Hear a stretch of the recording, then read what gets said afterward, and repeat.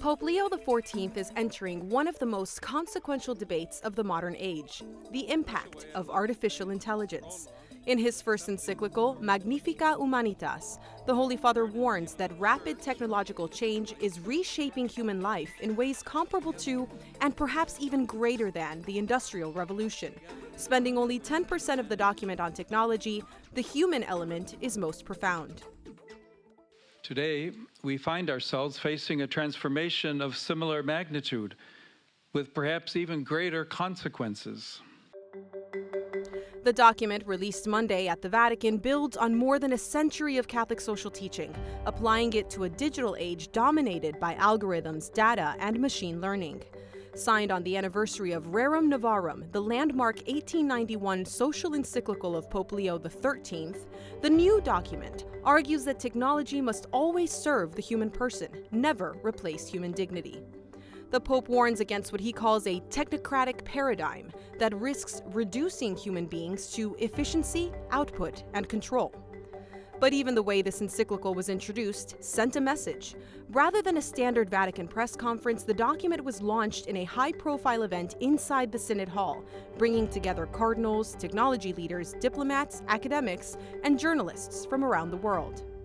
Warning of a culture of power, Pope Leo unveiled the first ever encyclical of his pontificate with three very distinct elements. The first is the actual event itself, not being a press conference, but a launch and a dialogue that featured various speakers. The second was his own presence. It's unusual to have a pontiff arrive and offer his personal remarks for the launch of an encyclical. And the third was the presence of outsiders. Anthropic, the company, the AI lab that was featured as part of the event, being present as part of the dialogue is also a very unusual element. But it opened up a conversation and, in the end, a promise that was unexpected.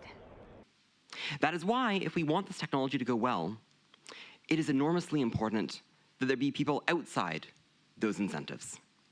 People who care about things going well, who are paying close attention, who are willing to say hard things and insist on safety, who are willing to be our earnest, thoughtful critics.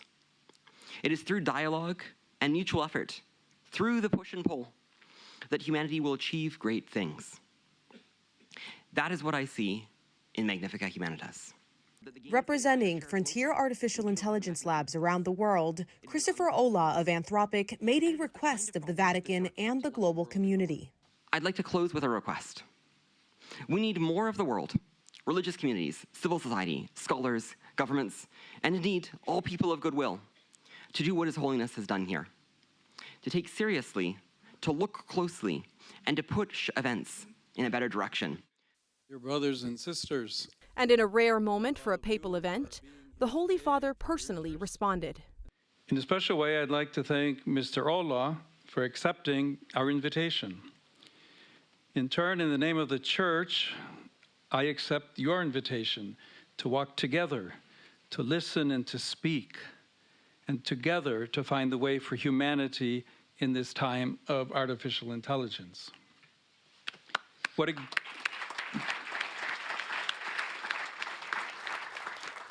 a great sign of hope it is that with our differences, we can listen to one another.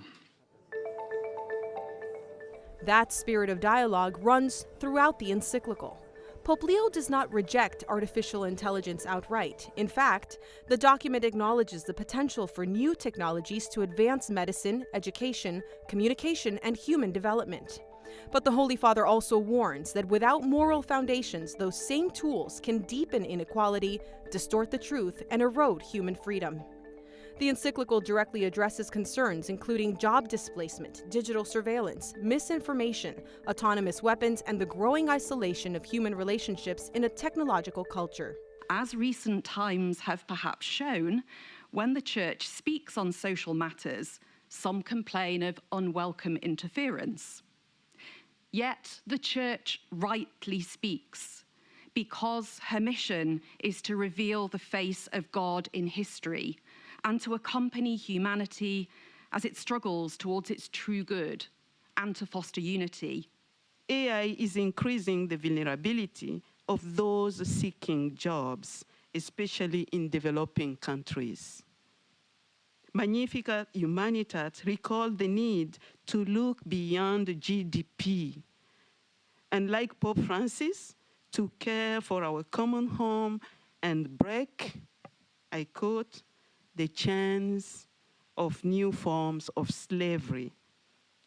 These chains need to be disarmed.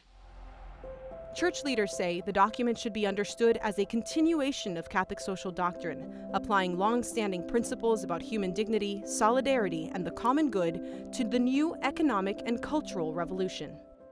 The future of artificial intelligence, too, is a building site. It can contribute to a more just coexistence, support the care of our common home, and serve the development of peoples. But it can also concentrate power, exacerbate inequalities, and leave behind those who are already on the margins. The direction that AI takes is not written into the technology itself. It depends on our choices. Just as Pope Leo XIII responded to the social upheavals of industrialization 135 years ago, Pope Leo XIV is now attempting to confront the moral questions emerging from this digital revolution. With Magnifica Humanitas, Pope Leo XIV is signaling what may become a defining priority of his pontificate: sustainability as profoundly human, considering the consequences for humanity first, and understanding the significance of our own incarnation. At the Vatican, Montse Alvarado for EWTN News in Depth.